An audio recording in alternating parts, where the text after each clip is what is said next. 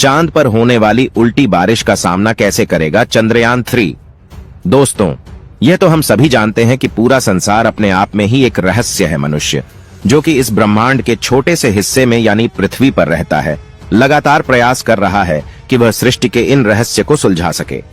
शायद ही आपको ये बात पता होगी कि चांद पर भी पानी मौजूद है, और न सिर्फ वहां पानी मौजूद है बल्कि वहां पर भी बारिश होती है।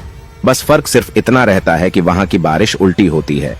अब यह सुनने में आपको भले ही थोड़ा अजीब लग रहा होगा, लेकिन यही सच है। अब इसके पीछे का कारण क्या है और कैसे चांद पर पानी की खोज की गई, ये सब जानकारी आपको देंगे। साथ ही ये भी बताएंगे आपको कि आखिर कैसे नासा अपने यान को चंद्रमा पर 4 दिन के अंदर पहुंचा देता है। इसरो ऐसा क्यों नहीं कर सकता? इसरो क्यों 4 दिन के बजाय 42 दिन लेता है?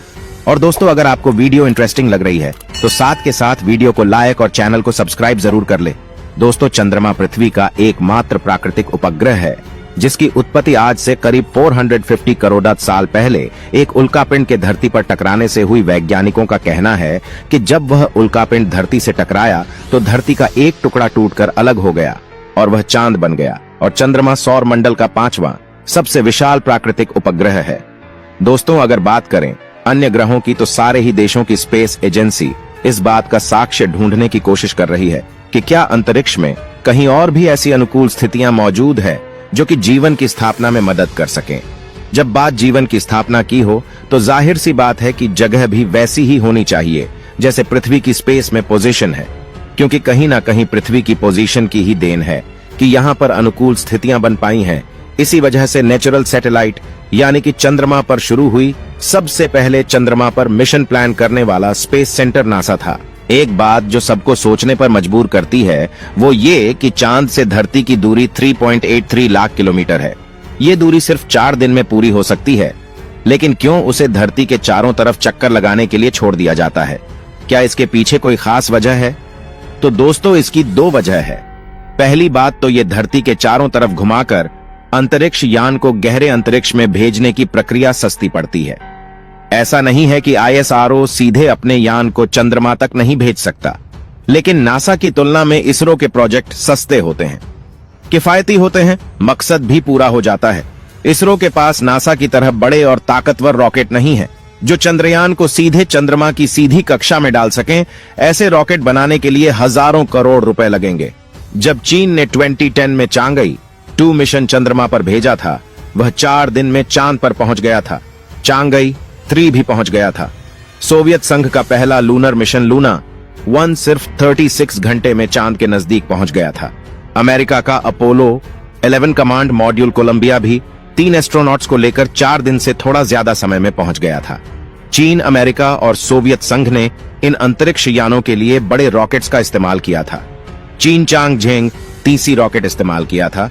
इस मिशन की लागत थी 1026 करोड़ रुपए। स्पेसएक्स के फॉल्कन 9 रॉकेट की लॉन्चिंग की कीमत 550 करोड़ से लेकर 1000 करोड़ तक होती है, जबकि इसरो के रॉकेट की लॉन्चिंग कीमत 150 से 450 करोड़ तक ही होती है।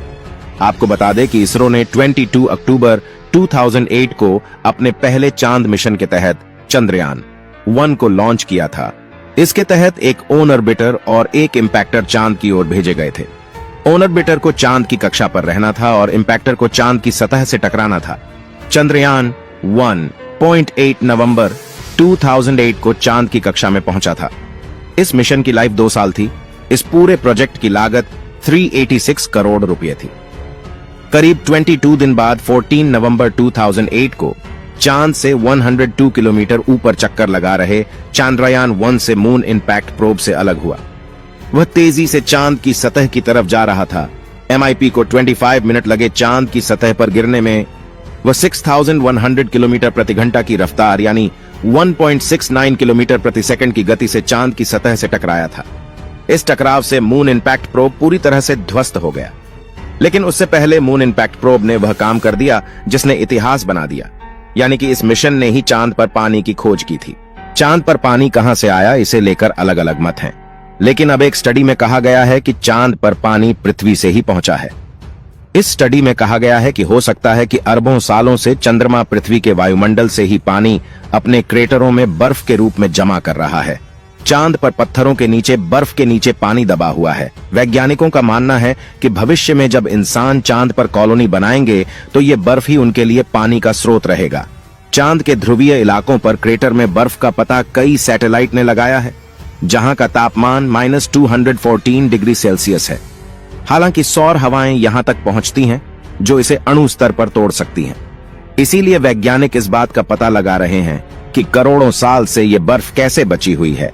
यूनिवर्सिटी ऑफ अलास्का फेयरबैंक्स ने अपने शोध में कहा है कि पानी बनाने वाले आयन को चंद्रमा खींचता है क्योंकि ये पृथ्वी के मैग्नेटोस्फीयर के हिस्से से होकर गुजरता है।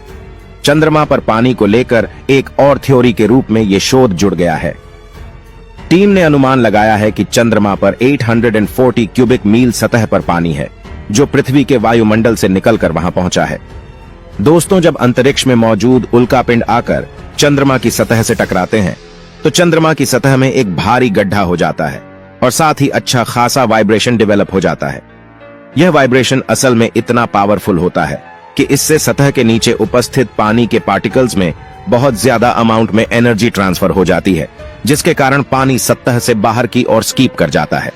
चंद्रमा के पास पृथ्वी के जैसा कोई वायुमंडल तो मौजूद नहीं होता जो इस उल्कापिंड को टकराने से पहले ही जलाकर राख कर दे। वैसे ही जब पानी सतह पर आ जाता है तो चंद्रमा का ग्रेविटेशनल फोर्स इतना ताकतवर नहीं होता कि वह इस पानी को सतह पर ही रोक सके, जिसकी वजह से यह पानी अंतरिक्ष की ओर उड़ने लगता है। देखने में यह बिल्कुल ऐसा लगता है जैसे बारिश उल्टी हो रही है, यानी सतह से आसमान की ओर, लेकिन असल में वे ग्रेविटेशनल फोर्स के कम होने के कारण एक प्रक्रिया है। इस तरह से चंद्रमा की सतह पर पानी होने के इशू को जस्टिफाई किया गया और इसके लिए इसरो ने दुनिया भर के स्पेस ऑर्गेनाइजेशन और वैज्ञानिकों द्वारा बहुत एप्रिसिएशन गेन किया। इसरो ने दुनिया को चंद्रमा के बारे में एक ऐसा तथ्य बताया जो कि इंसानी जीवन को स्थापित करने के लिए सबसे ज्यादा जरूरी था। इसके बाद से लगातार कई सारे देश इस रिसर्च को आगे रिन्यू करने के लिए अलग अलग योजनाएं बनाते रहते हैं, लेकिन इसरो ने यह खोज करके दुनिया भर में अपना लोहा मनवाया है। वैसे दोस्तों, क्या आपको लगता है कि हम इंसान कभी चांद पर जाकर सेटल हो पाएंगे?